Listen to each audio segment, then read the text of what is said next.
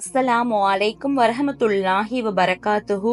தாயுடன் வாழும் வாய்ப்பு பெற்றவர்களே, இந்த பதிவு உங்களுக்காகவும் எனக்காகவும் தான். சொர்க்கத்தின் ஒரு வாசலை நம் வீட்டிலேயே வைத்துக்கொண்டு சொர்க்கத்திற்கு செல்லும் பாதையை நாம் வெளியில் தேடிக் கொண்டிருக்கிறோம். ஒரு மனிதர் தன்னுடைய தாய் மறைந்த போது நீண்ட நேரம் அழுது கொண்டிருந்தார். இந்த அளவு அழுவதற்கு காரணம் என்ன என்று ஒருவர் கேட்டார். அதற்கு அவர், எப்படி நான் அழாமல் இருக்க முடியும்? சொர்க்கம் செல்லும் வாசல்களில் ஒரு வாசல் மூடப்பட்டு விட்டதே என்றார். ஆம், தாயுடன் சேர்ந்து வாழும் பாக்கியம் பெற்றவர்களே, நீங்கள் சொர்க்கம் செல்லும் வாசல்களில் ஒன்று உங்கள் கண் முன்னால் இருக்கிறது. அவர்களை பேணுங்கள், அவர்களுடைய துவாவை பெறுவோம். எவர் தன் தாயின் மனதை குளிர வைக்கிறாரோ அவர் நல்ல உடல் நலத்துடன் நீண்ட காலம் வாழ்வார்.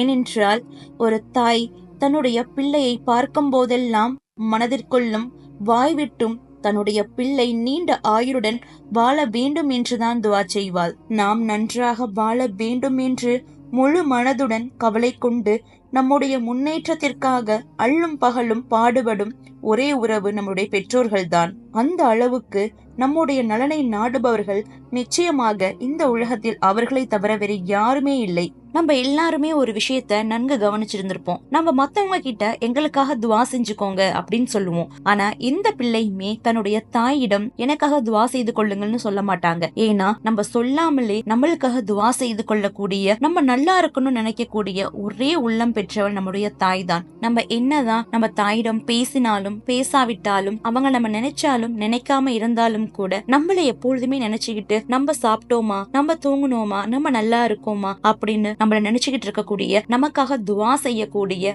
ஒரே ஒரு உயிர்னாக்கா அது இந்த உலகத்துல நம்முடைய தாய் தான். நம்ம என்னதான் திருமணம் முடித்து நமக்கு பிள்ளைகள் பெற்றாலும் நம்மளுடைய தாயுடைய கண்ணுக்கு நம்ம பிள்ளைகளாக தான் தெரியும். நம்ம பிள்ளைகள் சாப்பிட்டாங்களா தூங்குனாங்களா நம்ம ஒரு பக்கம் கவலைப்படுவோம். ஆனா நம்ம என்ன செய்கிறோம், நம்ம நல்லா இருக்கோமா, நம்ம சாப்பிட்டோமா தூங்கணுமா, நம்ம எப்படி இருக்கோம், நம்மளுடைய உடல் என்ன நிலைமையில இருக்கு, நம்ம ஆரோக்கியமாக இருக்கோமா அப்படின்னு நம்மள நினைச்சு கவலைப்படக்கூடியதுன்னா அது அந்த தாயுடைய மனசு மட்டும் தான். என்னதான் நம்ம பிள்ளைகளை பெற்றிருந்தாலும் நம்மளுடைய தாய்க்கு என்னைக்குமே பிள்ளைகளாதான் தெரியும். பெற்றோர்களை ஹயாத்தோடு பெற்றிருக்கும் பிள்ளைகளை நீங்கள் பாக்கியம் பெற்றவர்கள். இறைவனின் திருப்தியை பெறுவதற்கு இன்னும் உங்களுக்கு வாய்ப்பு வழங்கப்பட்டிருக்கிறது. அவர்கள் மரணித்த பிறகு கை செய்தப்படுவதை விட அவர்கள் இருக்கும் பொழுதே அவர்களுக்கான நன்றி கடன் செலுத்த தவறாதீர்கள். இந்த ரமலான் மாதத்திலே அவர்களுடைய ஆரோக்கியத்திற்காகவும் அவர்களுடைய நீண்ட ஆயுளுக்காகவும் அல்லாஹ்விடம் அதிகமாக துவா செய்வோம். அடுத்த ரமலானையும் அடைந்து ஒவ்வொரு ரமலானையும் அடையக்கூடிய பாக்கியத்தை அல்லாஹ் ரப்புல் ஆலமீன் அவர்களுக்கு தருவானாக. ஆமீன்.